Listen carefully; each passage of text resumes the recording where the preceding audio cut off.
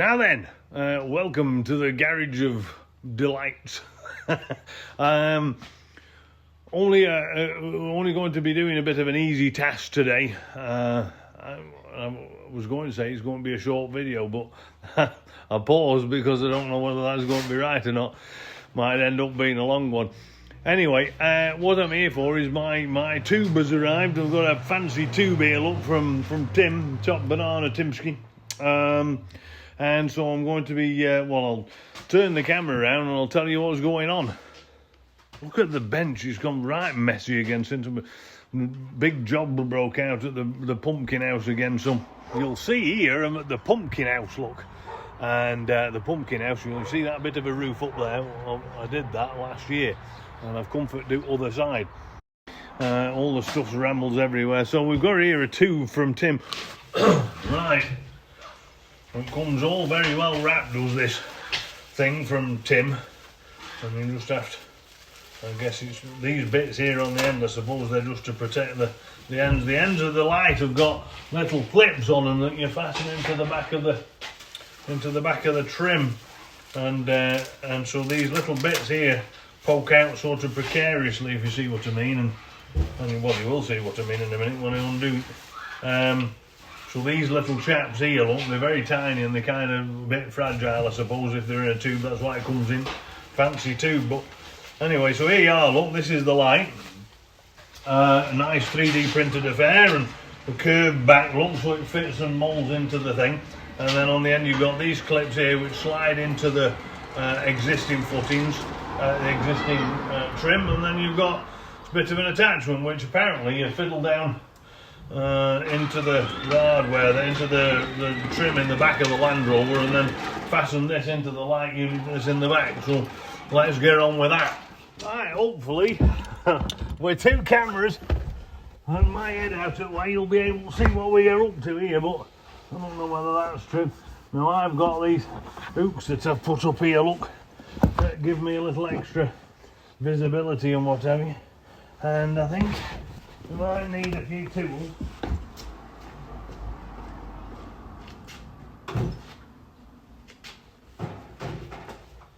So I'll bring my best trim kit tool just in case we do need that.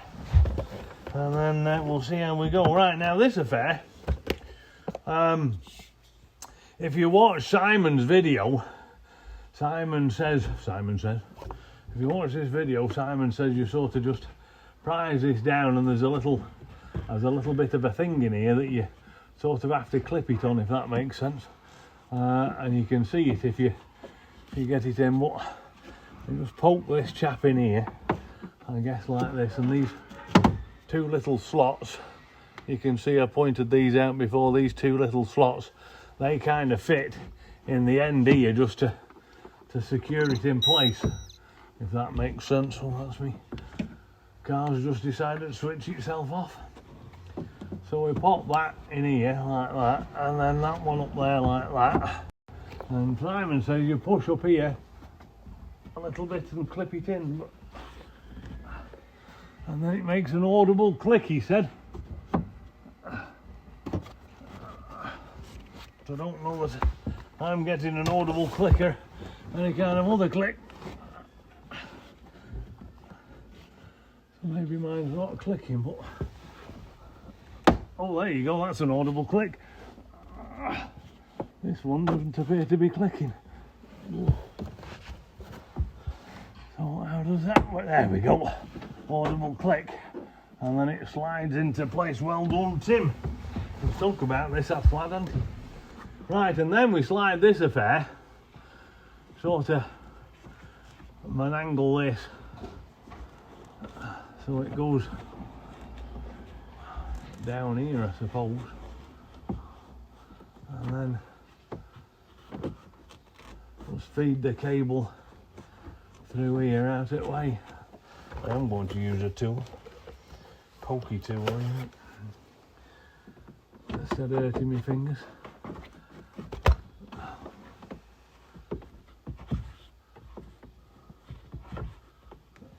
Now, this wire wants to go on the other side of this clip. So we'll just let it. There we go. That goes up there like that. And then we poke this chap down here to get it out of the way. Now Simon says when you get here, you kind of have to thread it round the outside here, or pull this off, and it looks like it's going to come off nicely. There we are, look, so that just comes out nicely. And so we'll just help that. Help that out a little bit like that. But we have to pop this light out now, so I'm hoping you can see. I'm just going to get behind here with my trim tool and pop this light out now. This little connector has a spring clip in it, just like the ones that Tim's got. And it's got a little spring clip in it, and you push the little spring clip, I'm in the way here a bit, but you push this little spring clip down, and then that's sort of that really. So that's that. And he also said there's some foam in here, so that's going to be interesting, isn't it? So if we just pop this round here like this, and then I'm assuming this must sort of just, he said, what else did he do? I think he said that if you take this off, you can help get it just down here a bit by sort of poking it out of the way a bit.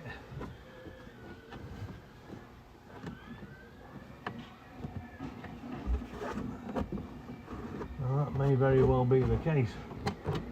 So let's see if we can poke this down this way. And he's right. So if you take this little cover off that holds your fuse box, then you poke this down, it'll start jingling through. Hopefully, here you are, look, pop straight out, and then you can just pop that back into place with the clip. And that's all nicely done now. Well done, Tim, that's outstanding. And then you've got feed this through here, but there's a little bit. I'm going to just bring you down here knowing that I'm going to disturb everything. So I should have had you on my lap, shouldn't I, Stephen, you muppet? So here is the little clip that I was telling you about, just in case you couldn't see it. My one-man band, you see, I don't have Simon's right-hand chap. And I've just thrown my tool on the floor, and I've got this oh, it's a tragedy already. Look. So this little affair here is just a little, can you see, it's just a little clip, and you push this little trigger. I can't get my hand in the way, you see. Yeah, there we are. You push this down, and the light unit itself comes off, which I've put to one side, and it fits into this here. And then what you do is you feed this through here, but like Simon says, there's a bit of a foam barrier in here, and so apparently getting through isn't the easiest thing in the world, but it is doable. And here we are doing it. Look, the camera in my lap is making the job a little bit more complex than it should be. So this chap now fits into this holder, and you can see that on here you've got a single and then two guides, and so presumably it only fits one way. And I would guess that this centerpiece, you can't see, but that center pimple there fits on the top here. You can just see there's a groove where my thumb is. You pop that up there like that, and my big lights come on. Did you see all the light come on? And then you can fasten this little chap back into here, shove the connector back in the, and then you pop that back on here like that, and then that's all in. Then you can clip this, get my knee out of the way, you can clip this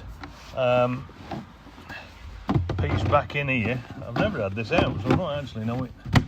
There we go, it just clips back in like that. And pulling this off is just pulling down on the top and pulling the thing out, if you see what I mean. It's as simple as that, and the reverse to refit on here like that. and click it into place. There is a clip that's sort of mounted about here in this panel, and this piece here just slides in here. You can just lever this bit out here a bit slightly, but as you can see, if you follow it all round, it fits all nice and neatly up here, does this thing of Tim's, and there we are. Now, I've had to already add auxiliary light for the video, which is my big light here, you see. And that's why you're not really seeing the benefit of this light, but I'll turn my auxiliary light out now and we'll see how much of a difference that makes. It's massive. And more importantly, when I jump out,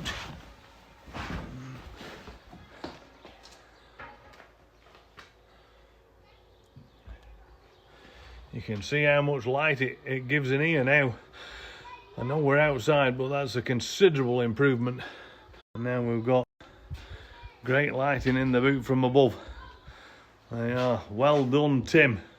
Another fine 3D printed design thing from Defender3D. I'll just square mine up so it's nice and neat. There, that's outstanding, that, Tim. Really good job. Very nice, very low profile. Fits superbly. I'm going to take a photograph of this now. Right, now I've said in a previous video that one of the problems with having these side-mounted lights so low is that you can't see if you have a toolbox. And here's a couple of things that represent toolboxes. In fact, one of them's a toolbox. If you've got this sort of a box thing here, you can't, without Tim's light, you can't see in it because it's sort of gone dark. There's not downlit, you see, and now you can see, even there you can see the light on the back of my hand. So now you can see into the box because everything's sort of available, and if you pull it out even down in here, things are visible because of this light, and this was a problem that I had before. Here we are, look, it's dark in here. I've turned all the lights off, and now you can see what a difference that makes. You can see my earlier photograph here. We're not being able to see anything, and now I'm just going to open this up. You can see just how much better it is. I can see stuff. There you are. Well done, Tim. It isn't necessary to have these sets of tools, of course, and what I used was, I just used this little tool here, and I only use this tool here to push the sort of wire into place, if you see what I mean, to get it out of the way. And if you open that, if you pull that trim piece down slightly, you will see on the top, in fact I could show you that, couldn't I? You can tell it's spring, can't the old bikers around, that was a bike. If you pull this piece of trim down here at the top, you'll see that behind here is a set of linear grooves that sort of give it some structural integrity, and you have to route the wire behind one of them quite far in and behind the piece that this end piece is fastened to, in order not to trap it, or else this doesn't fit very close to the roof. But as it fits now, you see, as Tim's designed it, it's spit spot, so that's good, isn't it? So there you are. That's the installation of Tim's rear Loadspace light, which you can see over my shoulder. That's top banana. It comes from Defender3D, www.defender3d.co.uk. Tim's a top banana. I had worked with Tim right at the very beginning when I told him that there was a bit of an issue with the lighting in the back, and it'd be handy to have a light fitted. I did send him a bit of a design that I was working on at the time and asked him if he could 3D print something, but his design is much better than mine. Mine was only to accommodate a light that I had. In fact, it was kicking about the bench row. It still is, look. So this is the design that I had, and that I was going to fasten up in a very similar sort of manner, but Tim's version is much better than mine, and so surplus to requirements, it goes on the bench. Anyway, thanks very much to Tim for I've bought that. It's just an installation of one of Tim's things. It's not a freebie from Tim. Tim was very kind in providing me with this free. I should mention to you this. I have done a video of it, and it's coming up, but I don't have time to release them all. I suppose I could release them all at once, but to sort of stagger them. Anyway, you're going to get to see the review of this, and Tim very kindly sent me one of these for free, which is in the dashboard now as it stands, and the big mount that goes with it. This is the mount that comes with it that fits into the dashboard. So this is very kindly courtesy of Tim as a test piece, and that's very kind of him. But I purchased this light myself. That should tell you how much I like Tim's things, as I've paid my own coin out for this thing. Anyway, thank you very much for tuning in. I've got a couple of videos upcoming. By the time you see this video, I shall have been to Calgary, hopefully, and they should have installed a software patch to respond to the DSC and TPS, the throttle position sensor issues that I've been experiencing. I can't tell you any more than that because that's coming up on Tuesday, so I'll let you know how we go on in a new video, probably. But thank you very much for tuning in. Please do consider, if you find the back Loadspace lighting very poor, and it is, please do consider picking this nice little device up from Tim, because it's definitely worth the money. It's a very, very nice, sleek installation, as you can see just behind me. And that is Tim's light.